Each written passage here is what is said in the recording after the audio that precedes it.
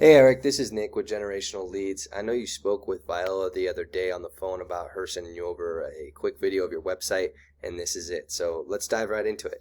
Basically, we're going to cover keywords, backlinks, and citations. Those three things are really important. But starting off, I see this is a Squarespace website, which is fine. Just makes it a little harder to rank in SEO because of the options and the availability you have on the back end. But diving into keywords, kind of giving you an idea of the layout. So on the homepage alone, looking at your website, it's clean, it looks good.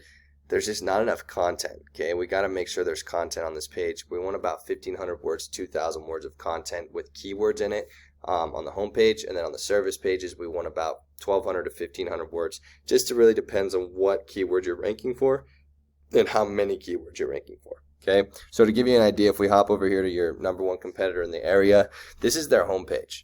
And if we scroll down, as you can see, they have quite a bit of content here, but a lot of it is on their service pages. So if I go to floor installation here, for example, and then let's say, let me see here. If he has a back page, which I'm going to show you the stats of, but I just want to give you the idea of the layout. So then he has his installation page here, and it kind of explains everything that his installation installs and it provides for everyone. But if we dive over here to a tool that I use, okay, this right here is a back page, his Marietta location page. Same business, but this is just his back page, not his home page. So this is what we want to target because this is the keyword that we're diving for, right? So this kind of shows exactly the analytics in this tool of what your competitor is doing, how you can do it yourself. So if I dive into keywords here and I show you hardwood floor refinishing Marietta, okay, there's 300 people every single month searching for this one term. People that need their hardwood floors refinished. They're looking for that service. They just don't know who to go for. And so what they do is they search this term to find someone, and then the whole purpose of SEO is for you to pop up first to claim that client, right? So these guys are in position 4. They have some what do you call them, directories and stuff like that above them. Not that hard to beat out, but these guys are bringing in 30 people of that 300 right here. 250 people search this one every single month. There are 25 people bringing it in, right? So as we stack these keywords up and outrank them, that's the type of numbers we're looking at, right? And these all kind of stack like Legos to where you put them all on this one page to rank for them, and when you rank for these keywords, then that's what's actually going to bring those traffic in. Now, once we have these keywords on the website, how do we get it ranked, right? Well, that's what the referring domains and backlinks are. So with that being said, if we, this right here is saying it's a popularity contest. So how many websites can I get to link or backlink to my website? So yes, the more you get, the more popular you are. The more popular you are, the more credibility and authority you get, and the higher you rank, okay?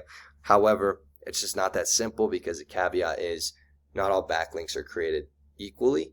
So what I mean by that is you can't just go get any and all backlinks, any and all referring domains, and just boost the numbers, because what happens is when you do that, it becomes spammy to Google, because you got to make sure you're staying in your industry, the relevancy to your industry, your niche, and talking about what you do, right? And making sure those platforms that you get links on are also talking about what you do or in the same field, etc., just to make sure it looks legit. So with these numbers here, just on his back page alone, this guy's bringing in 120 people every single month. And to kind of take a look at yours here, we got some work to do, right? We haven't really touched our SEO.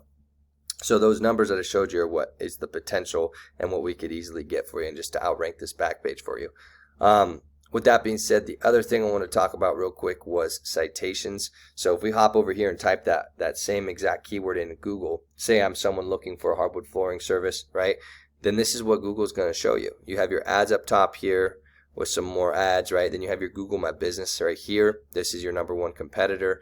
And then you have your organic search down here, and here's your number one competitor, okay? So with that being said, in here, the only way you're going to rank in this GMB or the Google Map Pack is if you're down here in the organic search on the first page. Okay, now in here, this is where citations live. So citations are essentially a listing of your business name, number, and address on a directory such as Facebook, Bing, Yahoo, BBB, etc.